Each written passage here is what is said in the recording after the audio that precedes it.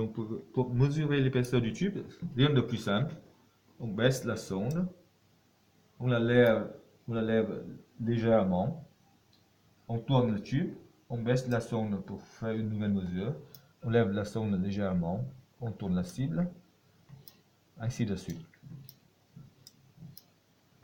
Alors, quand on a trouvé une zone de faible épaisseur, si on veut faire une mesure de précision, alors on lève la sonde complètement jusqu'à sa vitesse.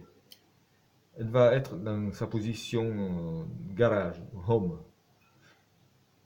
Comme ça, elle est remise à zéro et on aura une bonne précision. Ensuite, on la redescend pour obtenir une bonne précision. Autrement, dans le mode de recherche, on ne lève pas la sonde complètement, on la lève légèrement, on tourne le tube, on baisse la sonde, on lève la sonde, on tourne le tube, on baisse la sonde pour mesurer, on lève la sonde, on tourne le tube, on baisse la sonde, ainsi de suite. On fait le tour de la circonférence du tube. Comme ça.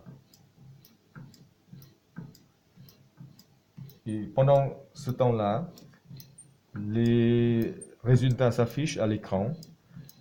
Un rapport est créé au même moment.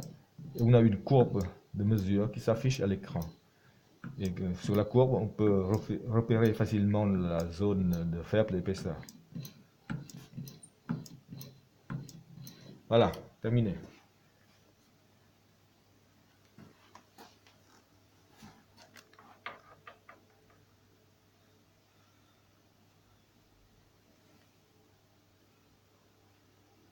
Donc sur l'écran, on voit très bien les creux qui correspondent à la zone d'épaisseur minimale du tube et l'épaisseur maximale du tube. On mesure en même temps l'épaisseur et la conductivité électrique du matériau.